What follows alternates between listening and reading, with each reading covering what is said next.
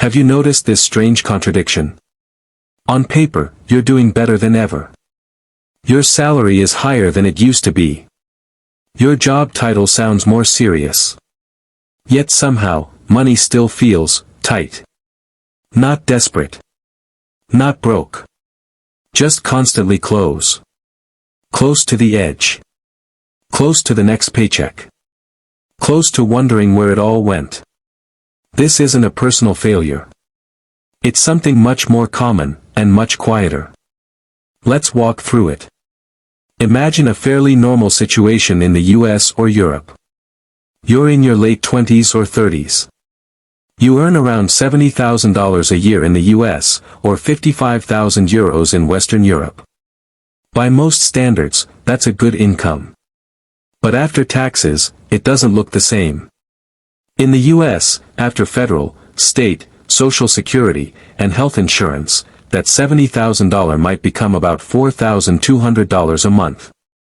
In Europe, after income tax and social contributions, 55,000 euro might land closer to 3,000 euros to 3,200 euros per month. Now the spending starts. Rent or a mortgage takes the biggest bite. In many cities, that's $1,400 to $1,800. In parts of Europe, 1,100 euros to 1,500 euros. Already, roughly half your income is gone. Then there's transportation. A car payment of $400. Insurance at $120. Fuel, maintenance, parking. Or in Europe, a mix of car costs, trains, and transit passes that quietly add up to 300 euros or 400 euros. Now add student loans. Maybe $250 a month. Or 200 euros. Phone plan. Internet. Utilities. Streaming services you barely remember signing up for. Groceries cost more than they did 5 years ago. Eating out costs more than it feels like it should. By the time the month is halfway over, the money feels thinner. And what's unsettling is this. You don't feel reckless. You're not partying every weekend. You're not buying luxury watches or flying first class. Your life looks reasonable. So why does it still feel like you're running in place? The answer isn't about discipline. It's about structure. The hidden problem is that most income growth today is absorbed automatically. Not by bad habits. By normal upgrades. As income rises, fixed costs rise with it. A slightly better apartment. A newer car. A more convenient neighborhood. A phone plan with everything included. None of these feel indulgent. They feel earned. But here's the part most people miss. When fixed costs rise, they don't just cost money. They remove flexibility. Let's look at simple math. Say your core fixed expenses are $2,800 per month. Rent, car, insurance, loans, utilities. On a $4,200 take-home income, that leaves $1,400.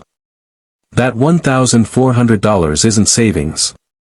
It's groceries, eating out, clothing, small emergencies, gifts, travel, and anything unexpected.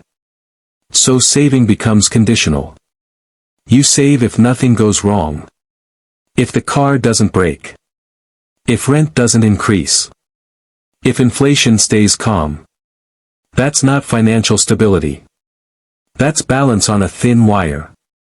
Now imagine your income rises by $500 a month. What usually happens? Rent increases when you move. You upgrade the car. You add comfort. That $500 disappears before it ever reaches savings. Not because you're careless, but because the system encourages you to convert income into lifestyle as quickly as possible. This is where psychology enters. Humans adapt fast. What once felt like luxury becomes normal within months. What used to feel expensive starts to feel necessary. And there's social pressure layered on top. Your peers upgrade. Your coworkers talk about trips, renovations, cars. The baseline for doing fine quietly shifts upward. No one announces this shift. You just feel it. So you spend not to impress, but to belong. That's important. Most people aren't chasing status consciously. They're avoiding discomfort. The discomfort of feeling behind. The discomfort of saying no. The discomfort of living slightly below what feels appropriate for your income. This is why money feels tight even when earnings are higher. Because income grew, but financial margin didn't. If this pattern continues long-term, the impact is subtle but serious. Savings grow slowly or not at all. Investing gets delayed. Emergency funds stay thin. 10 years pass. You've earned well for a decade, yet your financial life feels fragile. A job loss would hurt. A health issue would disrupt everything. A recession suddenly feels personal. This isn't because you didn't work hard. It's because most of your income was committed before you ever had a chance to think. Now here's the shift financially intelligent people make. Not smarter people. Not higher earners. Just people who think differently about money's role. They don't ask, can I afford this? They ask, what does this commit me to? A higher rent commits future income. A car payment commits years of cash flow. Subscriptions commit attention and money quietly. They're cautious with permanent upgrades. Not because they love deprivation, but because they value flexibility. To them, unused margin